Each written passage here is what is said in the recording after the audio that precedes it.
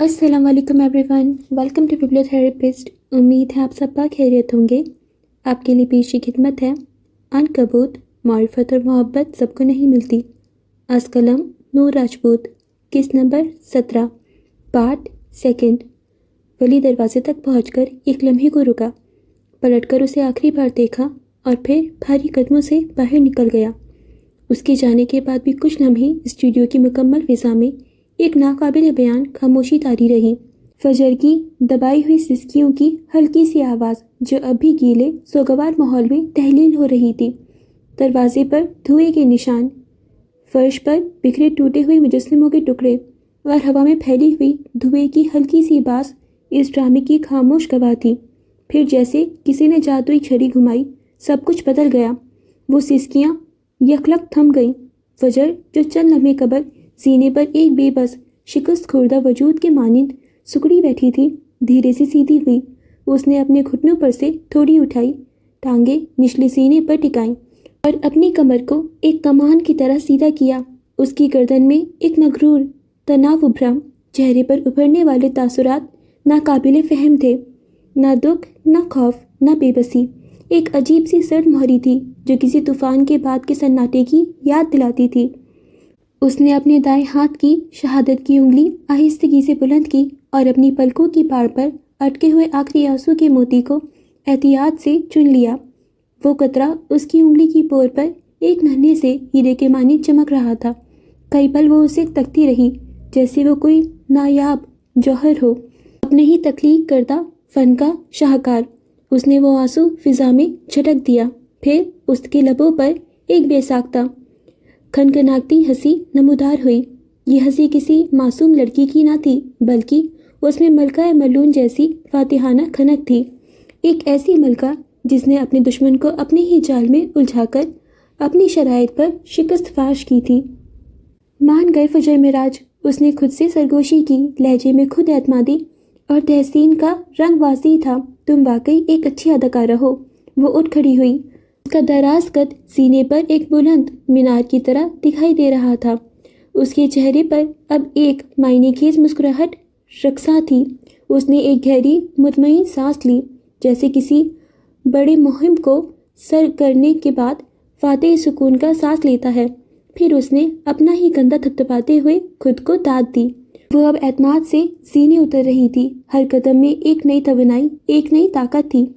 जले हुए कपड़े, धुओं से लिथड़े दीवारें और फर्श पर बिखरे उसके अपने हाथों से बनाए कॉस्ट्यूम्स के टुकड़े, जो अभी कुछ देर पहले उसकी बेबसी का नोहा पड़ते महसूस हो रहे थे, अब उसे हैरत और शायद से तक रहे थे। वो जानती थी वली उस वक्त किस अजियतनाक गिल्ट में मुब्तला होगा। ये एहसास जुर्म, ये पछतावा, यही तो उसकी सज़ा थी। हाँ, वो फजर मिराज थी जो दूसरों को एहसास जुर्म की सूली पर चढ़ाकर अजियत देने का फ़न सीख चुकी थी। वो ऐसी मलका थी जो अपने इंतकाम की आग खुद भड़काकर और फिर उसकी तपिश से दूसरों को झुलसाकर मारती थी। शायद वो ये सब कुछ ना करती अगर पिछली रात उसने वो सब ना देखा होता जिसने उसकी दुनिया उलट पुलट कर रख दी थी। वक्त तेज़ी से पीछे भागा। ये सारा के निकाह से अगली रात की बात थी।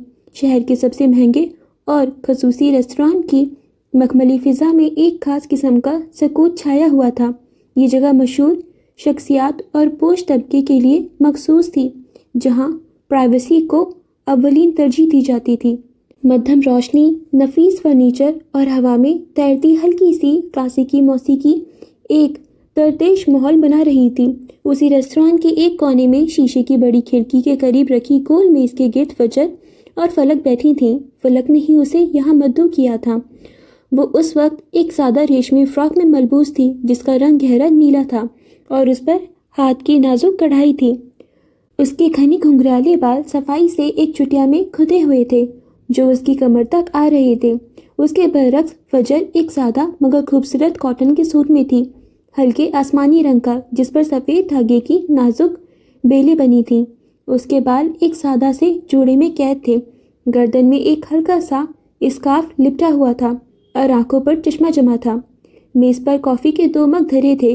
लैपटॉप और कुछ कागजात बिखरे हुए थे, जिन पर उनके आइंदा प्रोजेक्ट के नोट्स दर्ज थे। وہ دونوں ایک ایسے تخلیقی منصوبے پر کام کر رہی تھیں جسے فجر اپنے ذاتی پروجیکٹ کے طور پر پایہ تکمیل تک پہنچانا چاہتی تھی۔ دیکھو فلک، فجر نے اپنے چشمے کے شیشوں کے پیچھے سے کاغذات پر نظریں جمائے ہوئے کہا۔ اس کی آواز میں ایک گہری سنجیدگی تھی۔ میں چاہتی ہوں کہ ہمارے کردار صرف کہانیاں نہ کہیں بلکہ وہ خود ایک کہانی بن جائیں۔ ان کا لباس، ان کا انداز، ہر چیز ان کے اندر کی جنگ اور ان کے سپنوں کی عکاس ہو۔ اپنے کافی کا ایک سپ لیا۔ ہاں، میں تمہاری بات سمجھ رہی ہوں۔ میرے ذہن میں جو مرکزی کردار ہے، مہاپارا، وہ ایک چھوٹے سے گاؤں کی لڑکی ہے جس کے خواب آسمان کو چھونے کے ہیں، لیکن معاشرتی بندھن اسے جکڑے ہوئے ہیں۔ میں چاہتی ہوں کہ اس کا ابتدائی لباس اس کی مجبوریوں کو ظاہر کرے، شاید دبے ہوئے رنگ، روایتی انداز، لیکن جیسے جیسے وہ اپنی پہچان کے لیے لڑے گی، اس کے لباس میں بھی وہ خود اعتمادی اور آزادی جھلکے گی۔ فلک کی آنکھوں میں چمک ابھری۔ ہم اس کے لیے ایسے رنگ منتخب کر سکتے ہیں جو پہلے تو زمینی ہوں، مٹی سے جڑے ہوئے، لیکن پھر آہستہ آہستہ ان میں آسمان کے رنگ شامل ہوتے جائیں، نیلا، سنہرا، حتیٰ کہ وہ رنگ جو قوس قزح میں بھی کم کم نظر آتا ہے۔ اس کا پہناوا اس کی روح کا آئینہ دار ہوگا۔ جب وہ اپنے خوابوں کی پہلی سیڑھی چڑھے گی تو اس کے دوپٹے کا لہراب ہوا میں پرواز کرتا محسوس ہو۔ اور دوسرا کردار سحر ہے، فلک نے لیپ ٹاپ کی ایک اور فائل کی طرف اشارہ کرتے ہوئے کہا۔ وہ شہر کی پڑھی لکھی خود مختار لڑکی ہے، لیکن اندر سے اپنی شناخت کے بحران کا شکار ہے۔ باہر سے مضبوط لیکن اندر سے ٹوٹی ہوئی۔ اس کے لیے کیا سوچا ہے؟ فجر نے ایک لمحے کو سوچا۔ اس کی انگلیاں میز پر ایک انجانا ساز بجا رہی تھیں۔ سحر کے لیے ہم جدید اور روایتی کا امتزاج دکھا سکتے ہیں، شاید تیز کٹ والے مغربی طرز کے لباس، لیکن ان میں کہیں نہ کہیں مشرقی ثقافت کی ایک جھلک، ایک ادھورا پن۔ رنگوں میں تصاعد ہو سکتا ہے، گہرا اور ہلکے رنگوں کا کھیل جو اس کے اندرونی انتشار کی علامت ہو۔ اس کا لباس ایسا ہو جسے دیکھ کر لگے کہ وہ دنیا کو فتح کر سکتی ہے، لیکن خود سے بھی جنگ جاری ہے۔ کمال ہے، فلک نے تحسین آمیز لہجے میں کہا۔ تمہارے پاس صرف رنگ اور کپڑے نہیں بلکہ کرداروں کی نفسیات کو سمجھنے کی بھی صلاحیت ہے۔ ہم مل کر واقعی کچھ ایسا تخلیق کر سکتے ہیں جو لڑکیوں کے دلوں کو چھو جائے، انہیں یہ احساس دلائے کہ ان کے خواب قیمتی ہیں اور ان کی پہچان کسی کی محتاج نہیں۔ فلک اب اسے بے تکلفی سے تم بلا رہی تھی۔ فجر کی ایسی شخصیت تھی کہ اسے خود سے بڑی عمر کی سمجھ رہی تھی، مگر در حقیقت وہ اس کی ہم عمر بلکہ کچھ چھوٹی ہی تھی۔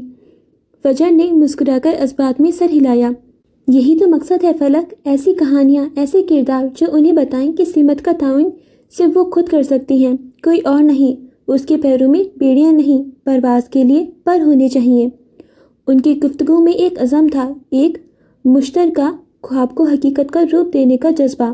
ریستوران کی پرسکون فضا ان کے پرجوش خیالات سے مہک رہی تھی، جہاں دو لڑکیاں ایک لفظوں سے اور دوسری رنگوں اور دھاگوں سے آنے والی نسل کی لڑکیوں کے لیے راہ متعین کرنے کا خواب بن رہی تھیں۔ فلک نے ایک گہرا سانس لیا۔ اس کی آنکھوں میں ایک لمحے کے لیے تفکر کی پرچھائیاں گہری ہو گئیں، لیکن اس نے آہستگی سے کہا، انگنت لڑکیاں ایسی بھی تو ہیں جن کے پر پیدا ہونے سے پہلے ہی کاٹ دیے جاتے ہیں۔ وہ جو اپنی شناخت بنانے کی خواہش تو دل میں پالتی ہیں، مگر رشتوں کی افریت، خاندان کی نام نہاد عزت کی بھاری بھرکم بوجھ تلے ان کی ہر امنگ، ہر خواب کچل دیا جاتا ہے۔ ان کی مجبوری ان پر اس طرح مسلط ہوتی ہے جیسے کوئی نہ اترنے والا عذاب۔ اس نے کافی کا مگ دونوں ہاتھ میں تھام لیا۔ ٹھنڈی کافی اندر کی جلن کو ختم کرنے کی کوشش کرنے لگی۔ میں ایک ایسے کردار پر بھی سوچ رہی ہوں، مہتاب، خوبصورت، ذہین، خواب دیکھنے والی آنکھوں کے ساتھ، لیکن ایک ایسے خاندان میں پیدا ہوئی جہاں بیٹی کا وجود صرف ایک ذمہ داری ہے جسے جلد از جلد کسی محفوظ رشتے میں باندھ کر اتار دینا ہے۔ اس کے خواب جو کبھی تتلیوں کی طرح رنگین تھے اب بھیانک سپنا بن چکے ہیں، جو راتوں کو اسے سونے نہیں دیتے۔ وہ گھٹن، وہ بے بسی، وہ اذیت اسے کیسے دکھائیں گے؟ فجر خاموشی سے فلک کی باتیں سنتی رہی۔ اس کے چہرے پر گہری سوچ کے آثار نمایاں تھے۔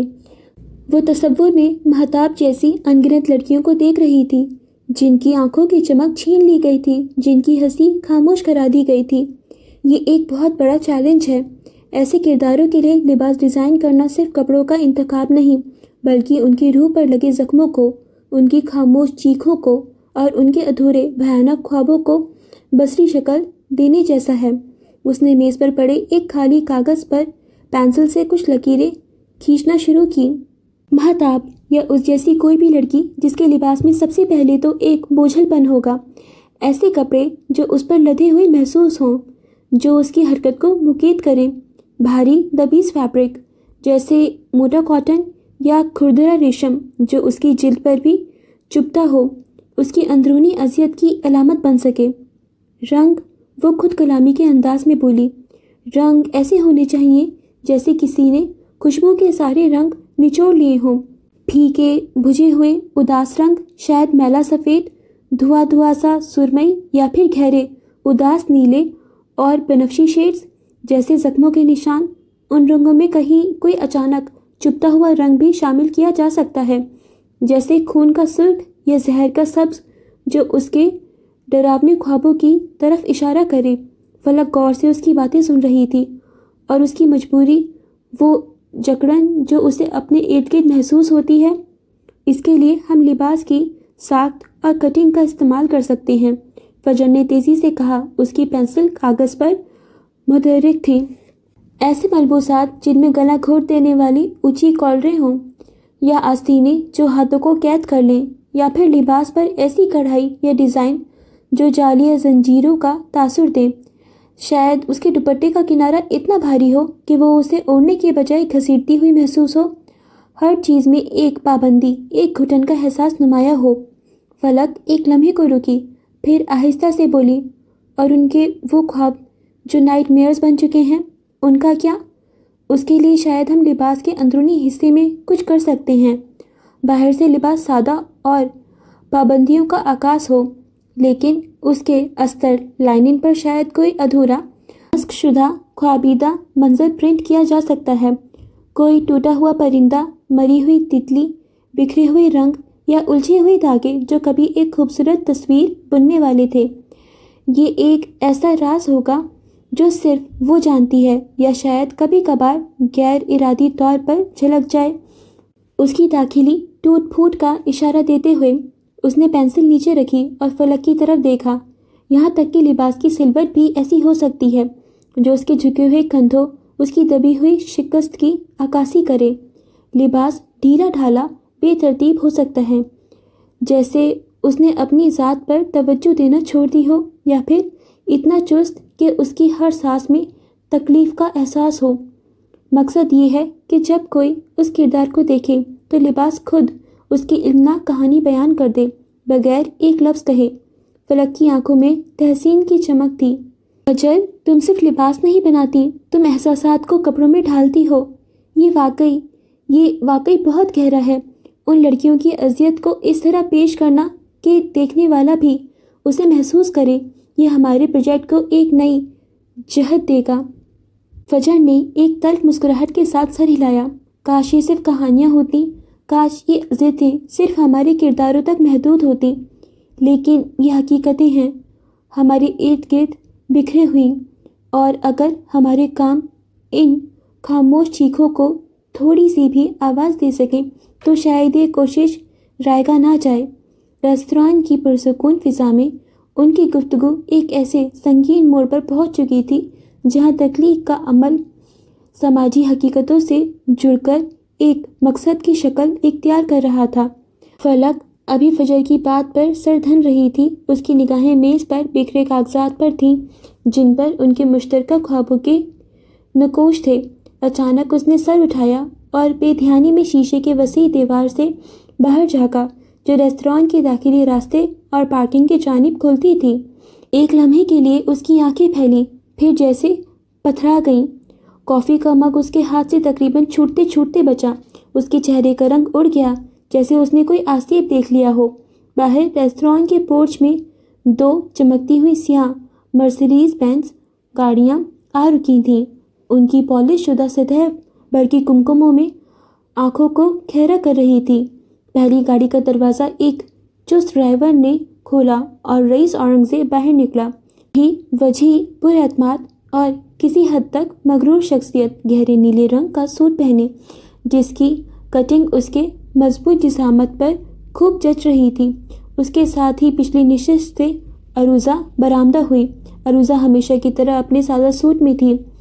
انہیں وہاں دیکھ کر فلک کی پوری دنیا جیسے ایک لمحے کے لیے رک گئی۔ اس کا سانس جیسے سینے میں اٹک گیا تھا۔ فجر جو فلک کے چہرے پر آئے اس اچانک تغییر سے چونک اٹھی، بولتے بولتے چپ ہو گئی۔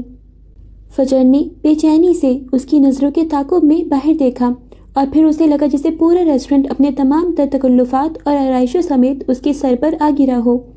چمچماتے رئیس اورنگزیب کے ساتھ دوسری گاڑی سے اترنے والا کوئی اور نہیں، ولی تھا۔ ہاں، وہ وہی تھا، وہی قد، وہی چہرہ، لیکن آج کچھ مختلف تھا۔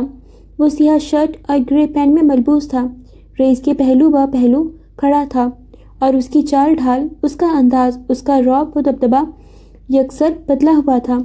یہ وہ ولی ہرگز نہیں لگ رہا تھا جو اس کے دفتر میں سر جھکائے جی میڈم کرتا پھرتا تھا۔ اس کے چہرے پر ایک نئی سختی، ایک نئی خود اعتمادی تھی جو فجر نے پہلے کبھی نہیں دیکھی تھی۔ اس کے ساتھ مراد تھا۔ فجر کو اپنا سانس رکتا ہوا محسوس ہوا۔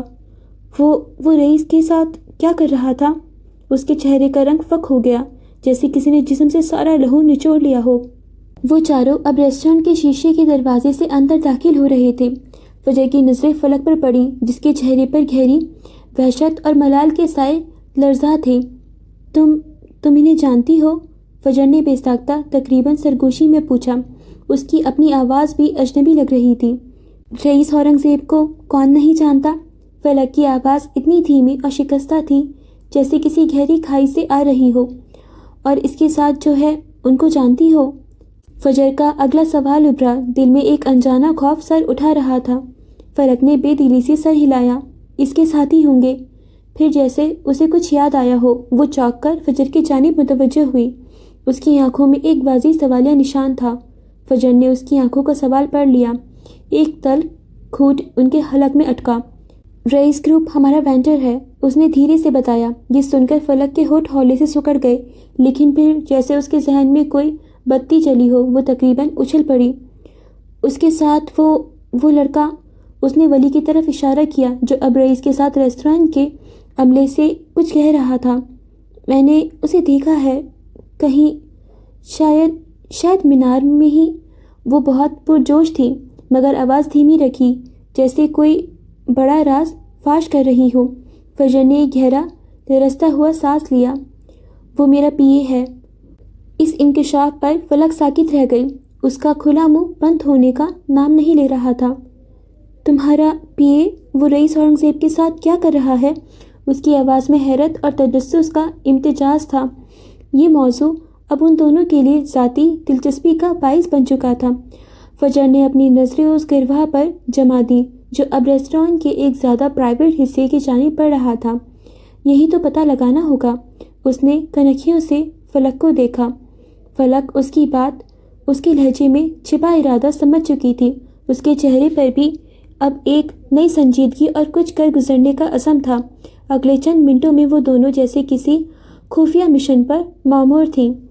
ریستوران کے اس حصے کی جانب بڑھ رہی تھیں جدھر وہ چاروں گئے تھے۔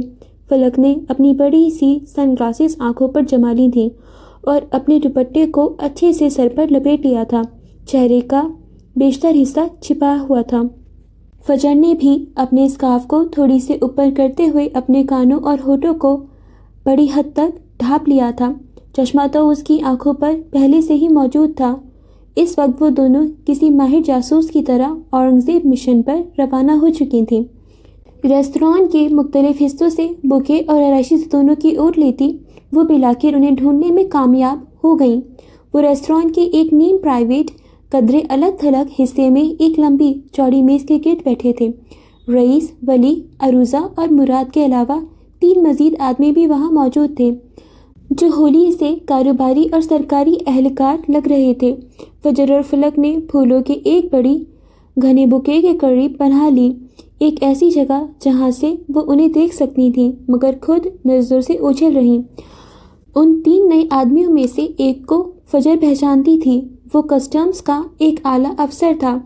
وہ کیا باتیں کر رہے تھے یہ تو اس فاصلے سے سننا ناممکن تھا، مگر ان کے چہروں کے تاثرات، ہاتھوں کے حرکات اور بیٹھنے کے انداز بتا رہا تھا کہ کوئی نہایت اہم اور سنجیدہ گفتگو جاری تھی۔ ولی رئیس کے دائیں جانب یوں بیٹھا تھا اور اس خود اعتمادی سے گفتگو میں حصہ لے رہا تھا جیسے وہ اس کا دست راست ہو، جیسے چھوٹا بھائی۔ اس کے چہرے پر وہ جھجک کہیں نظر نہیں آ رہی تھی جو فجر کے دفتر میں اس کی پہچان تھی۔ اس وقت وہ دونوں بھول چکی تھیں کہ ان میں سے ایک بیسٹ سیلنگ مصنفہ تھی تو دوسری بیسٹ کاسٹیوم ڈیزائنر۔ اس وقت اورنگزیب کو اسٹاک کرنا زیادہ ضروری کام تھا۔ فجر کی بھویں غصے اور حیرت سے سکڑی ہوئی تھیں۔ ولی کو اس وقت اس جگہ رئیس اورنگزیب کے ساتھ اس اپنائیت سے دیکھ کر جو شدید منفی احساسات اس کے اندر اٹھ رہے تھے وہ انہیں فلک کے سامنے ظاہر نہیں کرنا چاہتی تھی، مگر کچھ تھا جو اس کے اندر چھن سے ٹوٹ گیا تھا، ایک اعتبار، ایک سادہ سا گمان، یا شاید کچھ اور۔ وہ کچھ پل وہاں مبہوت کھڑی رہی، پھر خاموشی سے پلٹ گئی۔ ریستوران کی پر رونق راہداریوں سے گزرتے ہوئے فلک کا دل جہاں رئیس کو دیکھ کر ایک گہرے پرانے دکھ کی گرفت میں تھا، وہیں فجر اندر ہی اندر سلگ رہی تھی۔ اس کا دل کر رہا تھا کہ وہ پورے ریستوران کو آگ لگاتے اور ولی رئیس سمیت اسی آگ میں جل کر راکھ ہو جائے۔ اس کے وجود میں ایک ایسی تباہ کن آگ بھڑک اٹھی تھی جو نہ جانے آگے کیا کیا جلانے والی تھی۔ اس کی آنکھوں میں اب وہ خواب نہیں تھے جو وہ فلک کے ساتھ بن رہی تھی، بلکہ ایک خطرناک انتقامی شعلہ رقصہ تھا۔ یہ تم نے اچھا نہیں کیا ولی اورنگزیب۔ اسٹوڈیو کی فضا میں ابھی تک دھوؤں کی ہلکی سی باس اور جلی ہوئی اشیاء کی بو رچی ہوئی تھی۔ فجر اب مکمل طور پر اپنے اصل روپ میں اس جلی ہوئی سلطنت میں کسی فاتح ملکہ کی طرح ٹہل رہی تھی۔ اس کے قدموں میں وہی اعتماد، وہی بے نیازی تھی جو کچھ دیر پہلے ولی کے سامنے ڈھونگ رچاتے ہوئے کہیں گم ہو گئی تھی۔ وہ اپنی تباہ شدہ تخلیقات، اج جلے کپڑوں، پگھلے ہوئے مجسموں اور سیاہ پڑی دیواروں کا جائزہ لے رہی تھی، جیسے کوئی سپہ سالار جنگ کے بعد میدان کارزہ کا معائنہ کرتا ہے۔ نقصان کا اندازہ لگانا اس کا مقصد نہیں تھا، بلکہ یہ اس کی فتح کا اعلان تھا۔ اس کے اندر جلتی انتقام کی آگ ابھی تک پوری طرح بجھی نہیں تھی، مگر اس نے ولی کو احساس جرم اور پچھتاوے کی ایک ایسی دہکتی آگ میں جھونک دیا تھا جہاں وہ شاید ہمیشہ قطرہ قطرہ سلگتا رہتا۔ یہی اس کی پہلی فتح تھی۔ انہیں لگتا ہے مجھے بیوقوف بنانا بہت آسان ہے، اس نے اپنے آپ سے ایک طنزیہ مسکراہٹ کے ساتھ کہا۔ اس کی آواز میں اب کوئی لرزش، کوئی خوف نہیں تھا، بلکہ ایک سرد فولادی کاٹ تھی۔ ولی اورنگزیب، تم نے خود اپنی اصلیت اگل دی۔ وہ ایک اج جلی عورت کے مجسمے کے پاس رکی جس کا چہرہ کرب سے مسک شدہ لگ رہا تھا۔ عورت کے آنسو واقعی ایک طاقتور ہتھیار ہیں، اس نے مجسمے کے گال پر انگلی پھیرتے ہوئے کہا، خاص طور پر تب جب مرد کو اس کی پرواہ ہو۔ اور فجر مراج جیسی ڈائن نے ان چند آنسوؤں کا صحیح وقت پر صحیح شخص کے سامنے کیا خوب استعمال کیا تھا۔ اس کی آنکھوں میں ایک شیطانی چمک ابھری اور معروم ہو گئی۔ اسٹوڈیو کے آدھے جلے بے جان مجسمے جو کچھ دیر پہلے اس کی آہو بکار پر شاید ترس کھا رہے تھے، جو اس کے سسکنے پر خود بھی سسکتے محسوس ہو رہے تھے، اب جیسے حیرت سے منہ کھولے اسے تک رہے تھے۔ ان کے بے جان چہروں پر اگر تاثرات آ سکتے تو یقیناً ایک شدید ناگواری، ایک دھوکہ کھا جانے کا احساس ہوتا، مگر وہ فجر معراج تھی، وہ ڈائن جو محبت اور جذبات کے نام پر ایک بار پہلے ہی کاری ضرب کھا چکی تھی۔ تو کیا وہ یوں ہی کسی کے لیے اپنے قیمتی آنسو بہا دیتی؟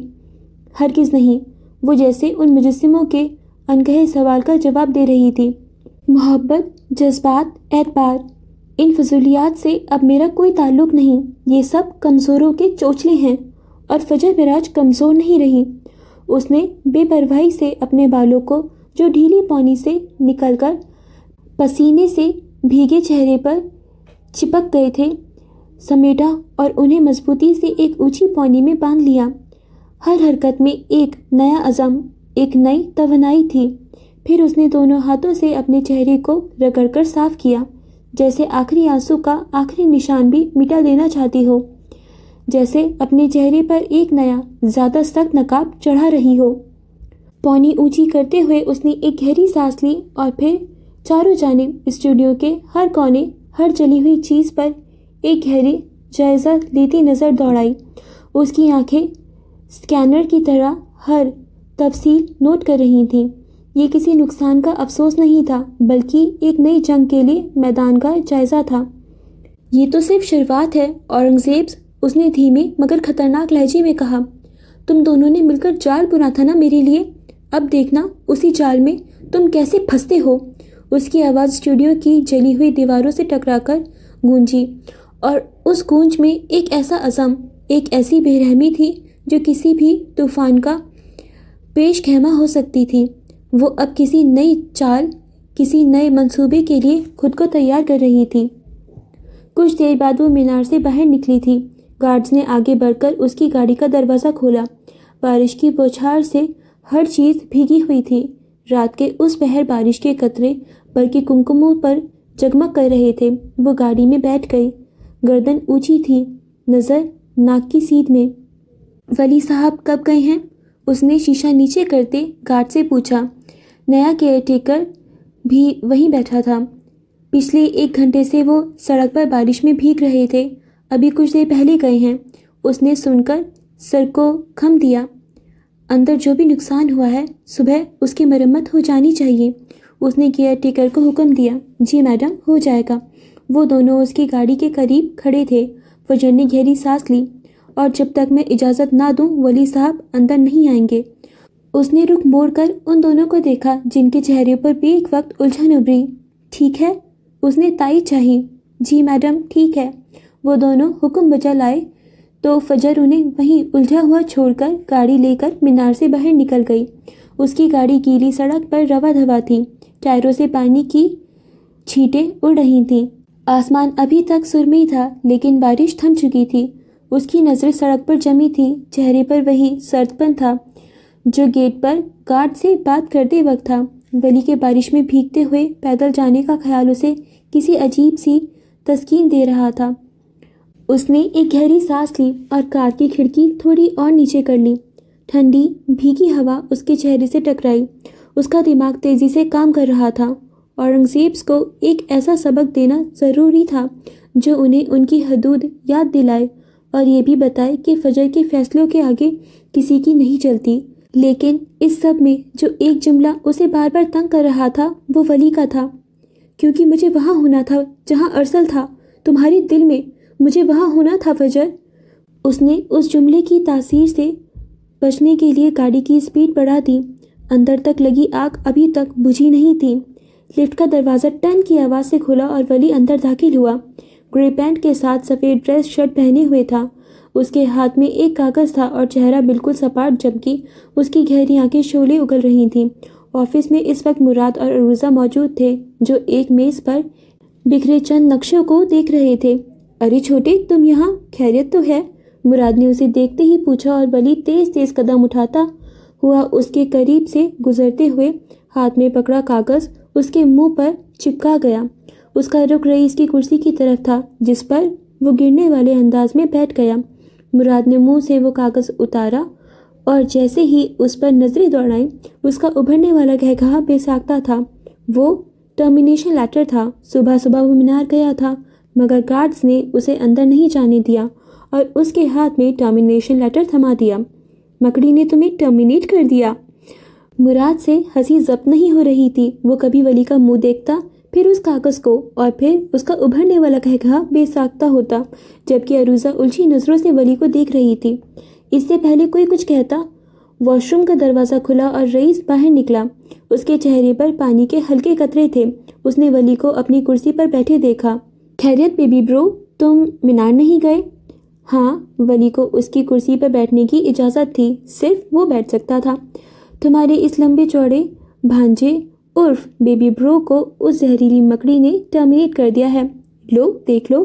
مراد نے ٹرمینیشن لیٹر رئیس کو پکڑایا جو اس نے ایک نظر دیکھا اور پھر میز پر رکھ دیا۔ جیسے تم اس دن اس کی طرفداری کر رہے تھے، مجھے لگا تھا وہ جہنم میں بھی تمہیں اپنا گارڈ رکھے گی۔ رئیس نے جلدی پر تیل کا کام کیا جبکہ ولی کھڑے لب بھیجتے ان کی باتیں سن رہا تھا۔ اس کی خشمگین نگاہیں انہیں گھور رہی تھیں۔ آپ کو کیوں لگا وہ جہنم میں جائے گی؟ اس نے قدرے الجھن سے پوچھا۔ حرکتیں ہی ایسی ہیں، رئیس نے جواب دیا۔ ولی کی نظریں اسی پر جمی تھیں، بال ہلکے گیلے تھے۔ وہ ورک آؤٹ کے بعد فریش ہو کر نکلا تھا۔ اس کی بات سن کر ایک جانب رکھے اس آدھے ادھورے تاج نے منہ بسورا۔ کیا وہ منوس اپنی حرکتیں بھول گیا تھا؟ وجہ کیا ہے؟ اس بار اس نے پلٹتے ہوئے پوچھا۔ آخر وہ ٹرمینیٹ کیوں ہوا تھا؟ مراد نے ہنستے ہوئے میز پر رکھا پانی کا گلاس اٹھا کر لبوں سے لگایا۔ کیونکہ اسے پتہ چل چکا ہے کہ میں رئیس اورنگزیب کا بھانجا ہوں۔ ولی کے الفاظ پر پانی پیتے مراد کو اچھو لگا اور پانی کا فوارہ اس کے منہ سے پھوٹ پڑا۔ بیڑا گرک۔ رئیس نے گہرے سانس لیتے میز پر بکھرے ان چند نقوشوں اور پرنٹس کو دیکھا۔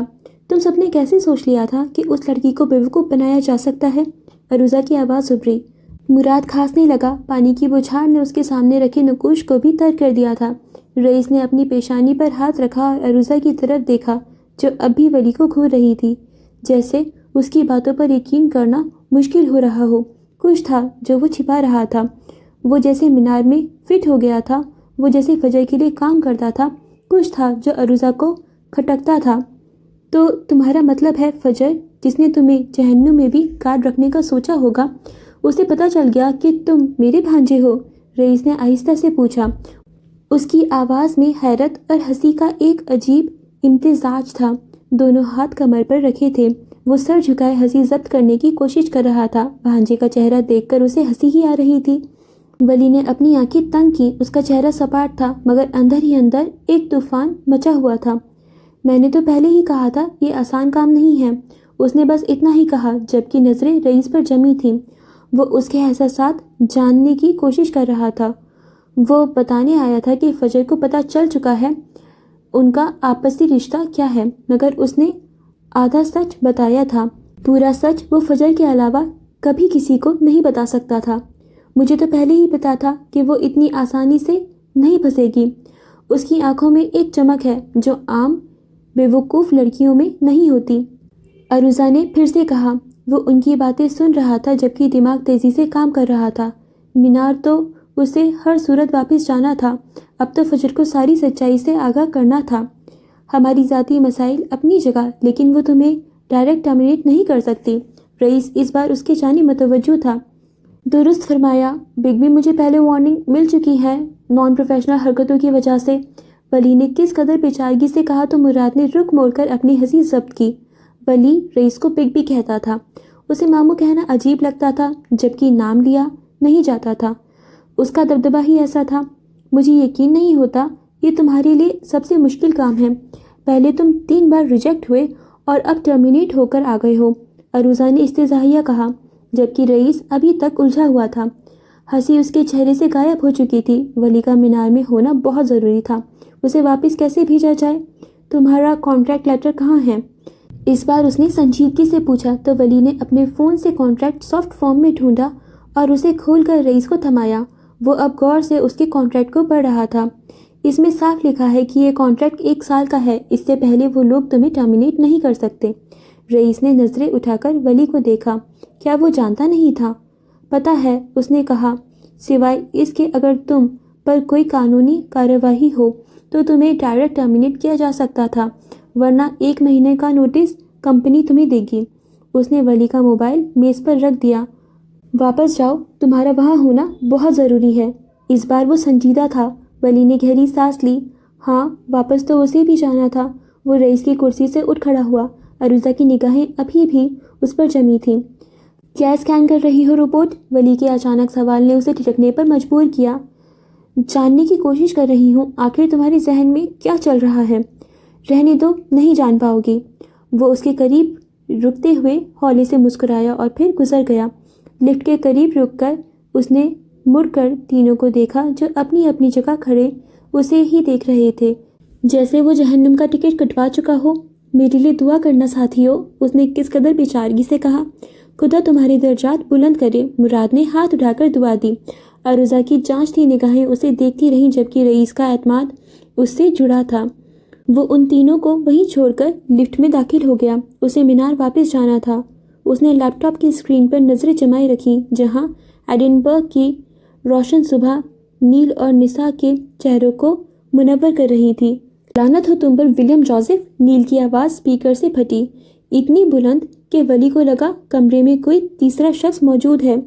تمہارے لیے، صرف تمہارے لیے ہم نے وہ پاکستانی لباس پہن کر ایک ایک روایتی پوز بنوا کر فوٹو شوٹ کروایا، اور تم کیا منہ لے کر آئے ہو؟ ٹرمینیٹ ہو کر؟ سیریسلی؟ نیل کے چہرے کے زاویے غصے اور مایوسی سے بگڑ چکے تھے۔ اس کے سنہرے بال ماتھے پر بکھرے ہوئے تھے اور سیاہ آنکھوں میں شکایتوں کا سمندر ٹھاٹھے مار رہا تھا۔ 3 بار ریجیکٹ ہوئے، چلو وہ برداشت کیا، لیکن سیدھا ٹرمینیٹ؟ تمہیں اندازہ بھی ہے تم نے جوزفس کی ناک کٹوا دی ہے؟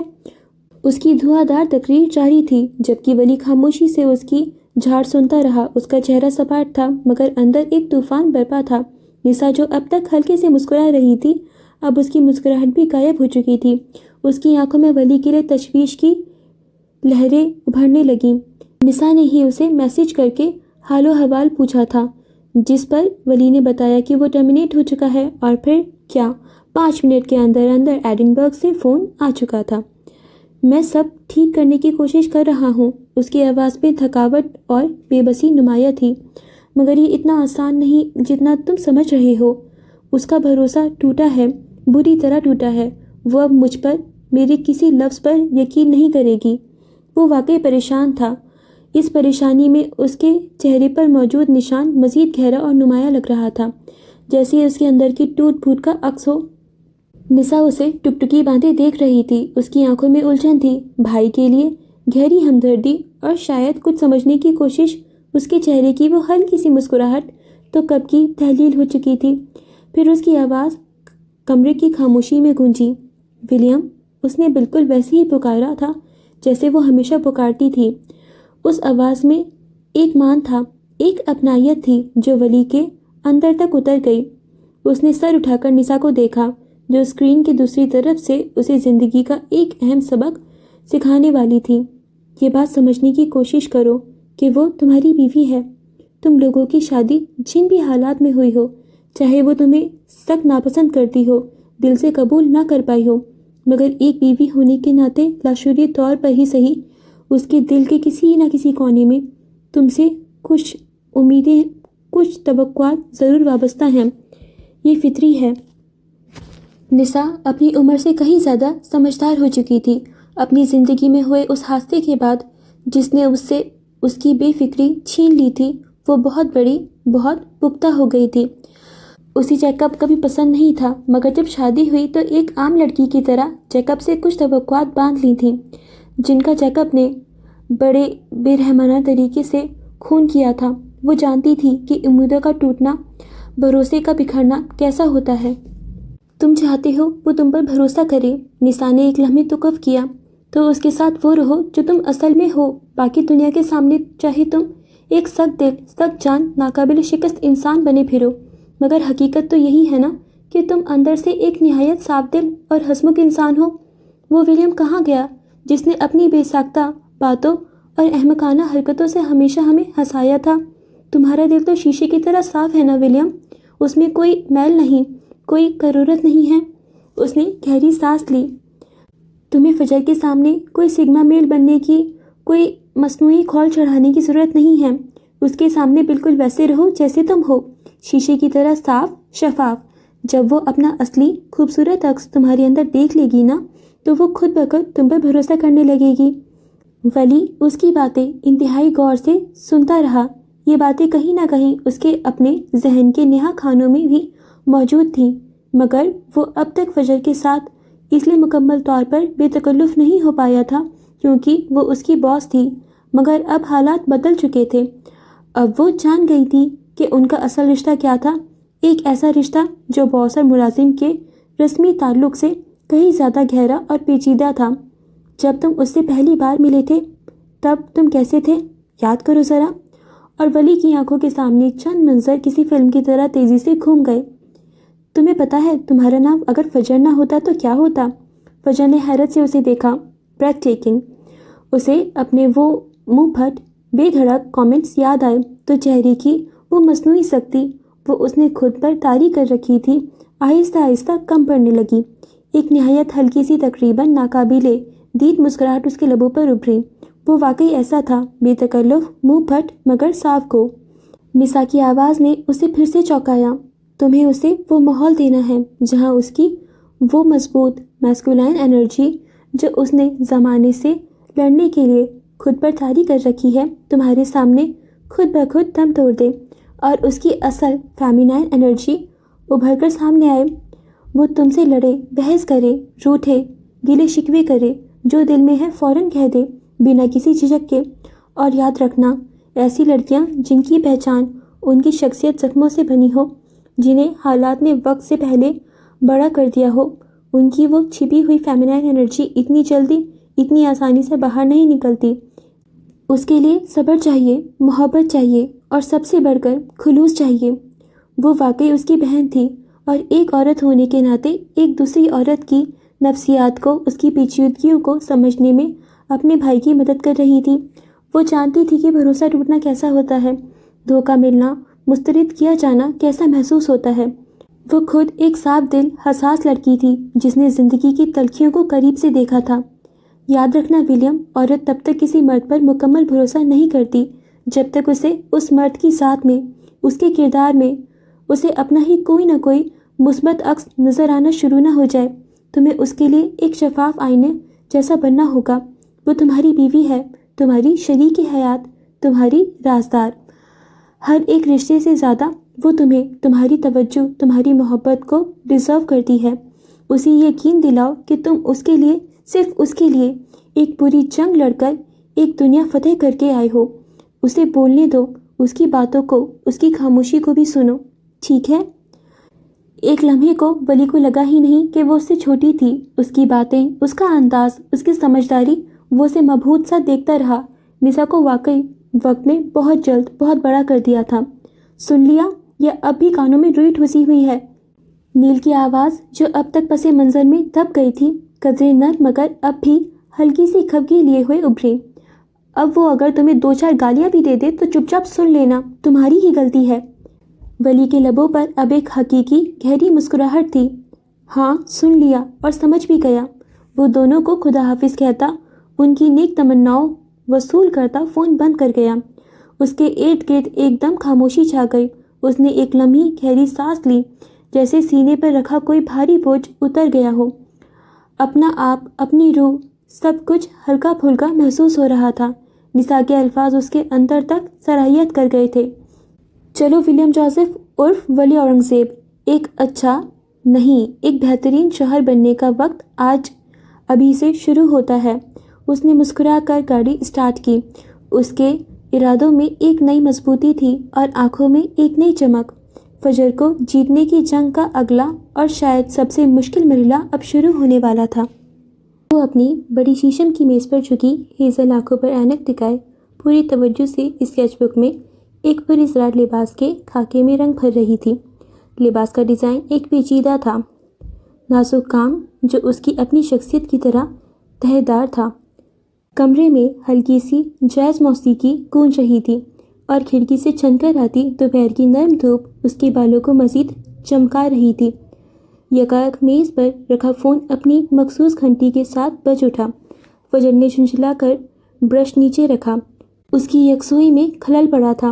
اس نے آہستگی سے ریسیور اٹھایا۔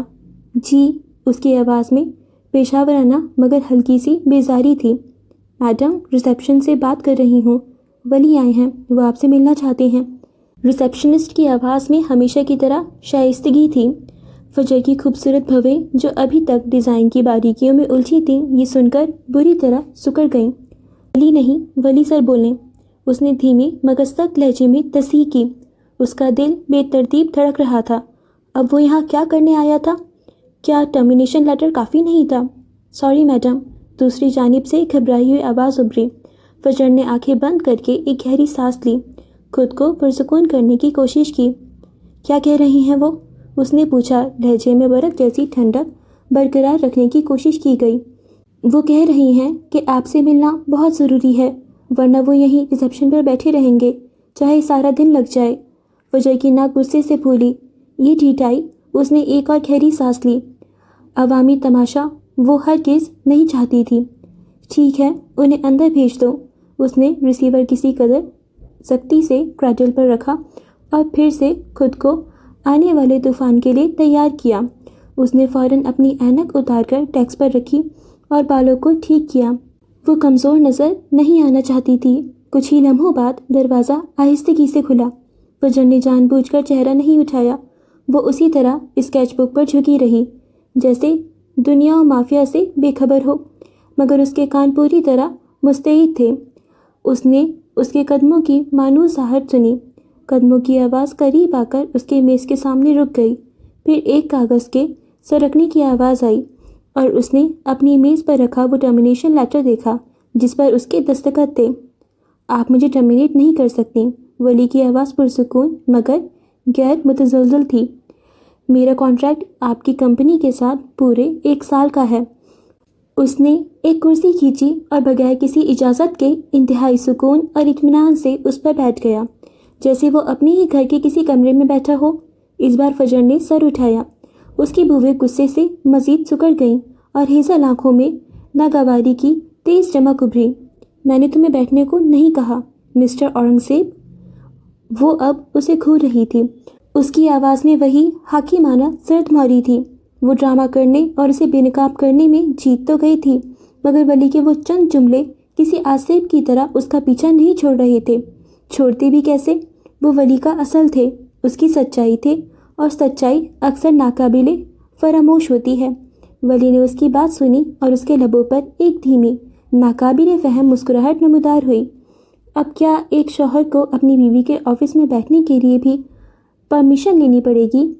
وہ کس قدر معصومیت اور بھولے پن سے بولا کہ ایک لمحے کو فجر کی آنکھوں میں شدید حیرت ابھری۔ یہ وہ رات والا زخمی گھائل ولی نہیں لگ رہا تھا، یہ اس وقت ایک مضبوط پرعزم انسان لگ رہا تھا جو کوئی فیصلہ کر کے آیا تھا، اسے جیتنے کا فیصلہ ہر قیمت پر۔ شوہر، اس کی آواز طنز میں ڈوبی ہوئی تھی، تم ایک بہروپیے، ایک دھوکے باز آدمی ہو اور کچھ نہیں۔ وہ ایک ایک لفظ چبا چبا کر بولی۔ اس کی آنکھوں سے جیسے شعلے نکل رہے تھے۔ چاہے ڈرامہ اس نے کیا ہو مگر دھوکہ تو اسے ملا تھا نا۔ اس کی بات سن کر وہ دلکش انداز میں مسکرا دیا۔ چلیں، کچھ دیر کے لیے آپ مجھے بہروپیہ شوہر ہی کہہ لیں، کم از کم شوہر تو تسلیم کیا آپ نے۔ وہ اسی پہلے والی معصومیت اور شرارت کے ملے جلے تاثر سے بولا تو فجر اندر تک سلگ اٹھی۔ یہ شخص اسے پاگل کر دے گا۔ جاؤ یہاں سے ورنہ تمہارے لیے بہت کچھ برا ہو سکتا ہے۔ وہ خود پر بامشکل ضبط کرتے ہوئے تنبیہی لہجے میں بولی۔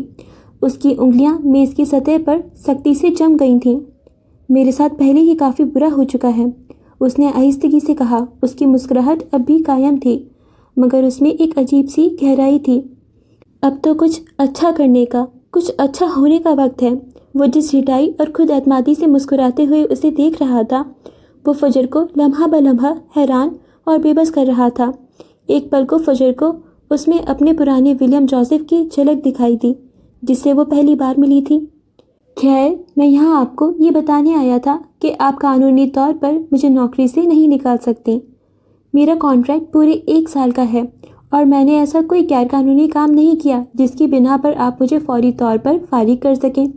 اگر آپ کو مجھے نکالنا بھی ہے تو کم از کم 1 مہینے کا تحریری نوٹس دینا ہوگا، یہ آپ کے اپنے کمپنی رولز کہتے ہیں۔ اس نے میز پر پڑے کانٹریکٹ کی ایک کاپی اس کی طرف سرکائی۔ تو اگر آپ مجھے نکالنا ہی چاہتی ہیں تو بدقسمتی سے یا شاید خوش قسمتی سے آپ کو مجھے مزید 1 مہینہ برداشت کرنا ہوگا۔ اس نے انتہائی نرم، شائستہ مگر اٹل لہجے میں ساری صورتحال اس کے سامنے رکھ دی۔ فجر نے اس کی بات سنی۔ اس کا چہرہ تاثرات سے عاری تھا مگر اندر ایک لاوا پک رہا تھا۔ اگلے ہی پل وہ جھٹکے سے اٹھ کھڑی ہوئی، دونوں ہاتھ میز پر پوری قوت سے ٹکاتی ہوئی۔ وہ اس کی جانب خطرناک حد تک جھکی۔ اس کی آنکھوں میں غصے کی آگ بھڑک رہی تھی۔ دیکھو، وہ کچھ کہنے ہی چاہتی تھی کہ ولی نے اس کی بات کاٹ دی۔ جب سے آپ کو دیکھا ہے پھر کسی کو نہیں دیکھا۔ وہ اسی کے انداز میں اسی طرح میز پر دونوں ہاتھ جماتے ہوئے اس کی جانب جھکا۔ ایک لمحے کو دونوں کے چہرے ایک دوسرے کے اتنے قریب تھے کہ وہ ایک دوسرے کی آنکھوں میں اپنا عکس دیکھ سکتے تھے۔ فجر کی آنکھیں حیرت اور ایک نامعلوم احساس سے پھیل گئیں۔ یہ اتنا غیر متوقع، اتنا ذاتی جملہ تھا کہ فجر کا خوبصورت چہرہ شدتی جذبات سے سرخ پڑ گیا۔ وہ فوراً پیچھے ہٹی۔ اس کا دل ایسے دھڑک رہا تھا جیسے سینے سے باہر نکل آئے گا، جبکہ ولی اسی خود اعتمادی اور ایک گہری نظر سے اسے دیکھتا رہا۔ اس کے لبوں پر وہی دھیمی سی مسکراہٹ تھی۔ فجر نے خود کو سنبھالا۔ وہ آج جارجٹ کے خوبصورت سوٹ میں ملبوس تھی۔ بال ایک ڈھیلی سی پونی ٹیل میں بندھے تھے اور کانوں میں ہیرے کے چھوٹے چھوٹے ٹاپس اس کے چہرے کی ہر حرکت پر چمک رہے تھے۔ وہ اب سینے پر ہاتھ باندھے اسے تنقیدی نظروں سے دیکھ رہی تھی۔ وہ اس کا کانٹریکٹ پہلے ہی تفصیل سے پڑھ چکی تھی اور جانتی تھی کہ وہ قانونی طور پر درست کہہ رہا ہے۔ اسے بغیر نوٹس کے نہیں نکالا جا سکتا، یعنی کم از کم 1 مہینہ اسے اس شخص کو برداشت کرنا ہی تھا۔ 1 مہینہ یہ خیالی اذیت ناک تھا۔ تو 1 مہینہ میڈم فجر؟ ولی نے خاموشی کو توڑا۔ اس کی آواز میں اب شرارت رقص کر رہی تھی۔ کیا ہم اس 1 مہینے کو یادگار بنا سکتے ہیں؟ پروفیشنلی آف کورس، وہ آنکھوں میں شرارت لیے بولا۔ فجر نے اسے گھورا۔ تم اپنی حد میں رہو، یہ میرا آفس ہے اور میں تمہاری باس ہوں۔ باس یعنی میری نوکری سلامت ہے؟ وہ سوالیہ نظروں سے بولا۔ فجر نے کچھ کہنے کے لیے منہ کھولا، مگر الفاظ جیسے حلق میں اٹک گئے۔ اس شخص کا یہ روپ اسے اندر تک جھنجھوڑ رہا تھا۔ ویسے ولی نے بات جاری رکھی۔ اس کی نظریں فجر کی اسکیچ بک پر جم گئیں۔ یہ ڈیزائن بہت خوبصورت ہے، بالکل آپ کی طرح پیچیدہ، نازک، تہہ دار اور بریتھ ٹیکنگ۔ کس کے لیے ہے؟ اس کی نظریں سیدھی فجر کی آنکھوں میں جھانک رہی تھیں۔ فجر کو لگا جیسے اس کے گالوں پر پھر سے لالی پھیلی ہو۔ تتلیاں نہیں، یہ تتلیاں نہیں ہو سکتی، یہ محض غصہ تھا، ہاں شدید غصہ۔ یہ تمہارے لیے ہرگز نہیں ہے، تم اپنے کام سے کام رکھو۔ میرا کام؟ اس نے سوچتے ہوئے سر ہلایا۔ میرا کام تو آپ سے شروع ہو کر آپ پر ہی ختم ہوتا ہے، کیونکہ میں آپ کا پرسنل اسسٹنٹ ہوں۔ اس نے پرسنل پر زور دیا۔ تم ناقابل برداشت ہو۔ فجر کی آنکھیں مزید پھیل گئیں۔ اس نے مٹھیاں بھینچ لیں۔ وہ ہنس دیا۔ میرے ڈیڈ بھی یہی کہتے ہیں۔ کندھے اچکائے اس کے چہرے پر فاتحانہ مسکراہٹ تھی۔ اور آپ کو مجھے مزید 30 دن تک برداشت کرنا ہے۔ کون جانے، شاید اس مہینے کے آخر تک آپ کو میری یہ ناقابل برداشت خوبی ہی پسند آنے لگے۔ وہ پورے دل سے مسکرایا۔ خیر، میں باہر ہوں، جب کوئی کام ہو تو بتا دیجیے گا۔ وہ ایک جتاتی نظر اس پر ڈال کر پلٹ گیا۔ دروازہ کھلا اور بند ہو گیا۔ فجر جیسے اسے دیکھتی رہ گئی۔ اس کے پاس الفاظ ختم ہو چکے تھے۔ اس کا دماغ سن ہو رہا تھا۔ 1 مہینہ اس بہروبے ناقابل برداشت اور اب انتہائی ڈھیٹ شوہر کے ساتھ، یہ 1 مہینہ قیامت سے کم نہیں ہوگا۔ وہ پلان بنا سکتی تھی، ڈرامے کر سکتی تھی، بدلے بھی لے سکتی تھی، مگر یہ کیا تھا؟ وہ یوں آ کر اس پر حق کیسے جتا سکتا تھا؟ وہ اس کی باس تھی، لیکن وہ تو شوہر بن کر آ گیا تھا۔ اب اس سے کیسے لڑا جائے؟ وہ گہری سانس لیتے کرسی پر بیٹھ گئی۔ دماغ بند ہو چکا تھا۔ اوکے فرینڈز، تو آج کے لیے بس اتنا ہی، باقی ہم نیکسٹ پارٹ میں کنٹینیو کریں گے۔ یہ والا پارٹ تو بہت زیادہ انٹرسٹنگ بھی تھا اینڈ شاکنگ بھی، کیونکہ جو ہم نے لاسٹ ایپیسوڈس میں پڑھا وہ آپ نے سنا کہ ولی کے بارے میں فجر کو پتہ چل گیا ہے کہ ولی ہی ولیم جوزف ہے، اس کا ہسبینڈ ہے اینڈ وہ رئیس کا بھانجا ہے، اور وہ اس کے یہاں ایز اے بہروبیہ کام کر رہا تھا۔ اور ہم فجر کو سمپتھائز کر رہے تھے کہ فجر کو سچ پتہ ہونا چاہیے تھا، اور فجر کے ساتھ جو ہوا وہ شاید دوسرے وے میں بھی ہو سکتا تھا۔ اور ویسے تو مجھے ولی کے لیے زیادہ برا لگ رہا تھا، اور اب ولی کے لیے مجھے اور زیادہ برا لگ رہا ہے، کیونکہ فجر کو پتہ تھا، فجر کو اندازہ ہو چکا تھا، اور فجر نے کیا کیا؟ ڈرامہ کیا یار فجر نے۔ کیوں یار، ڈائریکٹلی پوچھ لی تھی، مطلب ڈرامے کی اتنی زیادہ نیڈ تو نہیں تھی نا۔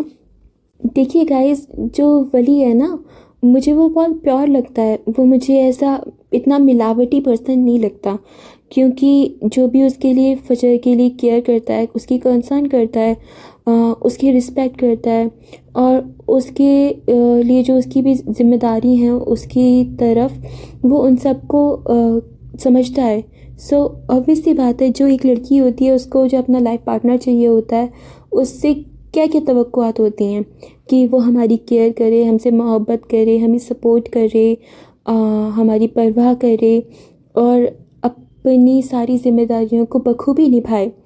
بس ایک ہی غلطی ہو گئی ولی سے کہ جو یہ نکاح ہوا تھا، جس سچویشن میں ہوا تھا وہ تھوڑی سی کمپلیکیٹڈ سچویشن تھی، مینس آؤٹ آف سڈن وہ نکاح ہو گیا اور اس نکاح پر وہ ڈھنگ سے اس نکاح کو نبھا بھی نہیں پائے۔ جبکہ ہم جانتے ہیں کہ ولی کے دل میں فجر کے لیے ہمیشہ سے ایک سافٹ کارنر تھا، وہ ہمیشہ سے اس کو پسند کرتا تھا اور اس کے پاس آنا بھی چاہتا تھا۔ اور جب اس کو پتہ چلا کہ اس کی وائف کے لیے اس کی کیا کیا رسپانسبلٹیز ہوتی ہیں، تو وہ اور شدت سے پاکستان واپس آنا چاہتا تھا، فجر سے ملنا چاہتا تھا اور یہ بھی چاہتا تھا کہ فجر کی زندگی میں کوئی نہ آئے۔ اگر فجر اس کو نہیں چاہتی تو دیٹس آل رائٹ، پر اگر ایک بار وہ بیٹھ کے بات تو کریں، تو یہاں پہ ولی کا کوئی بھی پوائنٹ آف ویو، اس کا پرسپیکٹیو کچھ بھی غلط نہیں ہے۔ بس ایک چھوٹی سی غلطی ہو گئی کہ اس کو شاید وہ ساری باتیں فجر کے ساتھ شیئر کر دینی چاہیے تھیں جب وہ پاکستان آیا تھا، کیونکہ آپ دیکھیں جس طریقے سے فجر کو پتہ چلا اور پھر جو فجر نے بھی گیم کھیلی، تو اس بات پہ میں کیا کہوں بتائیے، کیونکہ اگر میں اپنے آپ کو فجر کی جگہ رکھوں اور میں سوچوں کہ مجھے پتہ چل رہا ہے کہ میں اپنے ہسبینڈ کے گھر کال کر رہی ہوں اینڈ وہ کہہ رہے ہیں کہ وہ انسان تو رہا ہی نہیں جس سے میرا نکاح ہوا تھا، اور اب میرے سامنے جو شخص ہے وہ میرے دشمن کا بھانجا نکلا ہے، وہ میرا ہسبینڈ بھی ہے اور اس نے مجھے یہ سچ بھی نہیں بتایا، وہ میرے آفس میں as a personal assistant job کر رہا ہے اور اس نے اپنی پہچان بھی مجھ سے چھپائی۔ تو فجر کا غصہ کرنا لازمی ہے، آبویس سی بات ہے، فجر کو غصہ آئے گا، فجر اریٹیٹ ہوگی۔ کیوں نہیں بتایا گیا اس کو کہ ولی زندہ ہے؟ اس کو یہ کیوں نہیں بتایا گیا کہ جو ولی ہے وہی ولیم ہے؟ تو یہ ساری جتنی بھی باتیں ہیں وہ فجر کو غصہ دلانے کے لیے کافی ہیں، اور پھر فجر کے اندر اپنی بزنس کو لے کے، اپنے کریئر کو لے کے بھی بہت زیادہ ڈر ہے، بیکاز آبویس سی بات ہے، وہ پیار میں تو ایک بار دھوکہ کھا چکی ہے، محبت تو اس کو نصیب نہیں ہوئی اور اس کو اپنا کریئر چاہیے تھا، اس نے اپنا نام بنایا، اب اس نے اپنا نام بنا لیا، اپنے آپ کو سیٹل کر لیا، اپنا بزنس کھڑا کر لیا، تو آبویس سی بات ہے اس کو ایسے غلط اندیشے آئیں گے، اس کو وہم ہوں گے کہ ہو سکتا ہے کوئی اس کو نقصان پہنچائے، اس کے بزنس کو نقصان پہنچائے، اور آبویس سی بات ہے کہ رئیس جو ہے اس کا ایک بہت بڑا کمپٹیٹر بھی ہے اور ایک دشمن ٹائپ بھی ہے نا، تو اس وجہ سے وہ ولی کو اور ڈس لائک کر رہی ہوگی کہ رئیس کا بھانجا نکلا، وہ بھی میرے کمپنی میں اس طریقے سے چھپ کے جاب کر رہا تھا، جو اس کو بالکل برداشت نہیں ہوگی۔ تو ٹھیک ہے، جو فجر نے کیا، اب جو کر دیا وہ کر دیا، تو اب میں اس بارے میں بھی ایسے ڈیٹیل میں کیا بولوں، فجر کے جو ذہن میں آیا اس نے وہ کر دیا، بٹ جو ولی نے بولا تھا وہ ڈائلاگ، کیونکہ مجھے وہاں ہونا چاہیے تھا جہاں ارسل تھا، تمہارے دل میں مجھے وہاں ہونا تھا فجر، تو یہ والا ڈائلاگ ایک تو بہت ایموشنل بھی تھا، بہت زیادہ اچھا بھی تھا، اور اس والے ڈائلاگ نے تھوڑا سا فجر کو بھی جھنجھوڑ کے رکھ دیا، سو یہ بھی ڈائلاگ بہت پیارا تھا۔ اور اس ڈائلاگ میں ولی کی بھی محبت تھوڑی سی ایکسپریس ہوتی ہے، کیونکہ ولی کو چاہیے، ہسبینڈ کو اپنی وائف کی محبت اور وائف کا اپنے ہسبینڈ کی محبت چاہیے ہوتی ہے، اس لیے تو وہ نکاح جیسے پیور رشتے میں بنتے ہیں ایک دوسرے کے ساتھ۔ سو ٹھیک ہے، جو بھی ہوا، یہ والا ایپیسوڈ بھی کافی انٹرسٹنگ تھا اور ہمیں کافی مزہ آیا۔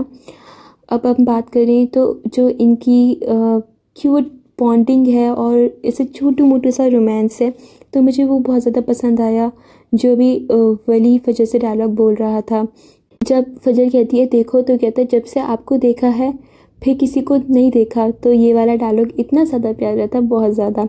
سو اب میں جس چیز کا انتظار کر رہی تھی وہ چیز فائنلی ہو رہی ہے، ولی اور فجر کی بانڈنگ دکھائیں گے، سو آپ اس چیز کو مس آؤٹ مت کیجیے گا، ہماری ایپیسوڈس کو باقاعدگی سے سنیے گا، اور ہمارے چینل کو بھی پلیز پلیز پلیز سبسکرائب کر لیجیے، اینڈ ہمارے انسٹاگرام اکاؤنٹ کو بھی فالو کر لیجیے، اور اپنے friend, colleagues, class fellows, cousins, سب کے ساتھ ہمارے چینل کو شیئر کر دیجیے، اور اگر آپ کو ہماری ناولس پسند آ رہی ہیں تو پلیز ہماری ویڈیوز کو بھی لائک کر دیجیے۔ سو ڈیئر فرینڈس، اب ہم ملیں گے 17th قسط کے 3rd پارٹ میں، تب تک کے لیے آپ اپنا بہت خیال رکھیے گا اور ایسی اچھی اچھی ناول سنتے رہیے گا، اینڈ اپنے اوپینینس کو ہمارے ساتھ کامنٹس کے تھرو شیئر کرتے رہیے گا، تاکہ ہمیں بھی پتہ چلے کہ آپ کو ناول کیسی لگ رہی ہے اور آپ کس طریقے سے انجوائے کر رہے ہیں، اور آپ کو ولی اور فجر کی کیمسٹری کیسی لگ رہی ہے، آپ کتنا ایکسائٹیڈ ہیں آگے کے ایپیسوڈ کے بارے میں، اور آپ کی کیا کیا اوپینینز ہیں۔ تو جب آپ کامنٹ کریں گے تو ہمیں بھی اچھا لگے گا،